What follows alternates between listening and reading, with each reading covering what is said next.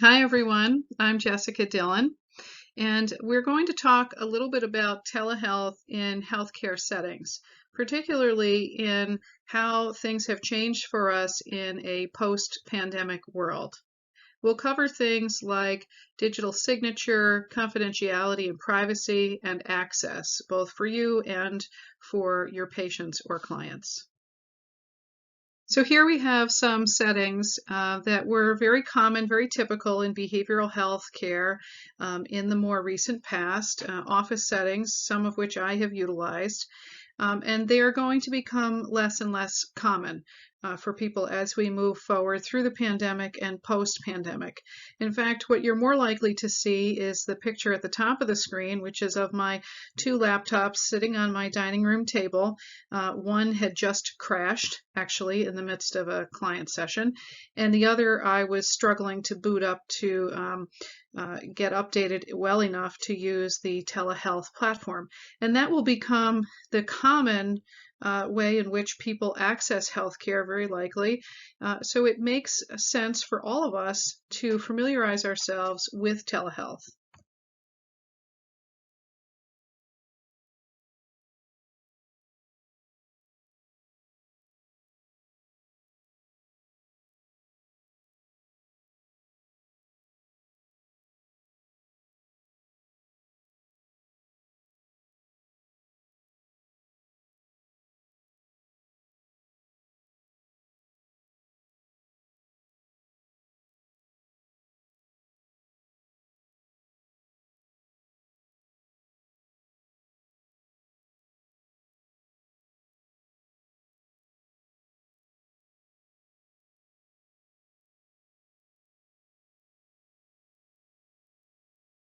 So let's talk a little bit about what is telehealth services. Telehealth is video or audio, preferably both, that's available to connect providers and clients to access behavioral health and medical services. It is available through a range of web hosting services that can be free, either paid service or fee for service. And there are some key differences between them. The free services typically don't come with the end-to-end encryption that's necessary to protect client confidentiality and privacy. They also usually limit the amount of times you can log on as a provider, and they may impose limits on the times that you can also log on. Instead of 50-minute sessions, you may only get 40 minutes, for instance.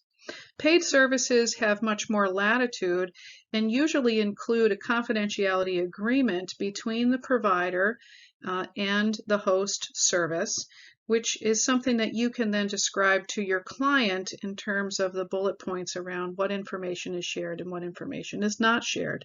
And fee-for-service platforms are very similar. Many of you may have already experienced hybrid or blended classes, so that you'll know what I mean when I say Blackboard, for instance, is very similar to using Microsoft Teams and Zoom. And this translates well into using things like Doxy.me or Teletherapy.io, as the platform itself feels familiar and is often, at least for folks who have had the experience, often very easy to log in and log off. Where we see people needing some coaching might be if, for instance, they have never logged in to either a telehealth or educational system, or if they have vision or auditory difficulties.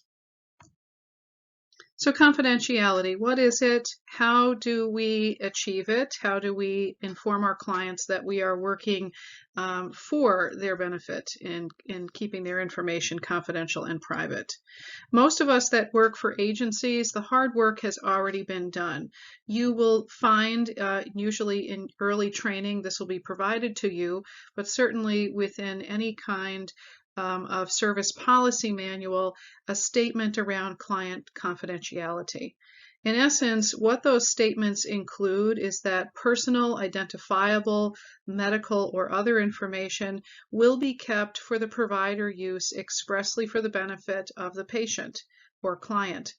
that the provider will disclose when they perhaps need to collaborate or refer the patient to another provider, in which case sharing of records may be necessary. But the provider always discloses the access points that are perhaps made into the client record. That there will be collaboration and discussion between the provider and the client when information is to be shared, and that the provider will seek informed consent, meaning that the patient is aware of the ways in which they can limit their information being shared, or that they can open up and share information, that they know who has access and when, and that they can revoke that access or consent at any time. In my private practice, I commonly kept copies of confidentiality and privacy statements available in the office for people to read.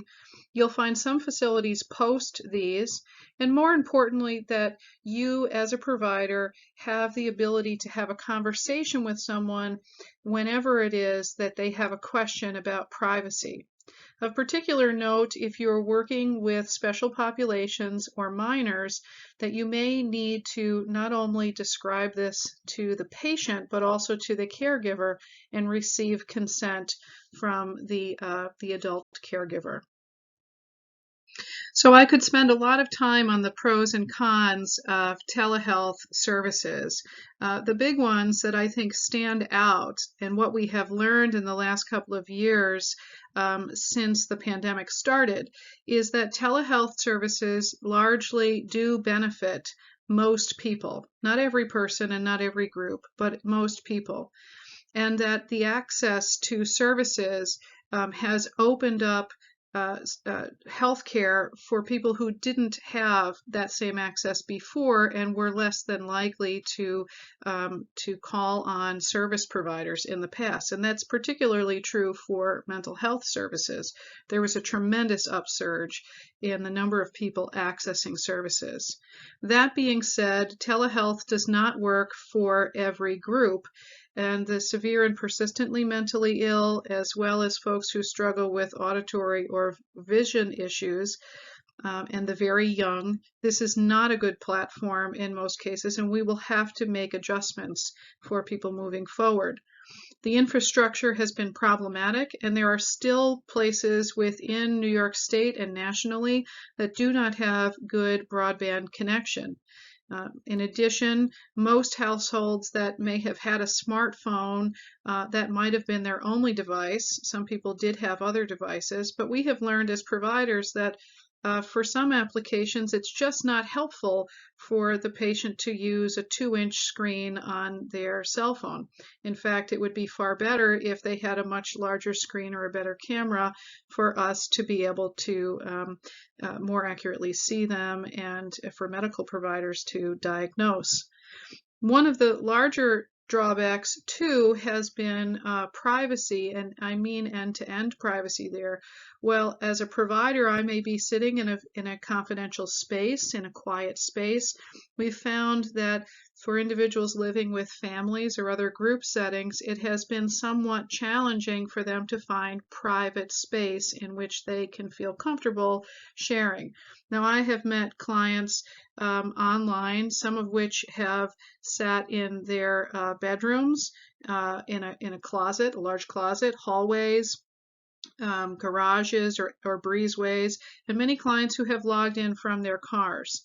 And so there are some challenges around maintaining confidentiality, and what I describe to my clients and patients is while I will do my best to protect their information on my side of the screen, I may not have control on who hears their information on their side of the screen.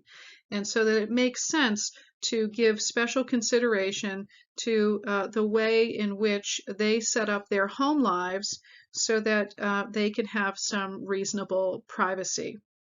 I think that for my adolescent clients and college-age clients, largely have described this as being a very good experience. I have done art therapy, music therapy. I've mailed art packs to clients that we've done online. And generally speaking, that age group has responded very positively that this feels far less intimidating than going into someone's office, so to speak. My older clients, folks who are retired, have responded in somewhat the opposite way, in that the technology presents as somewhat difficult or unfamiliar to them, and they do tend to benefit from coaching early on in how to use the technology. I hope this was helpful for everyone. Thank you for listening. And for more information, or if you have questions, feel free to get in touch with me at the contact information below or through your instructor. Thank you.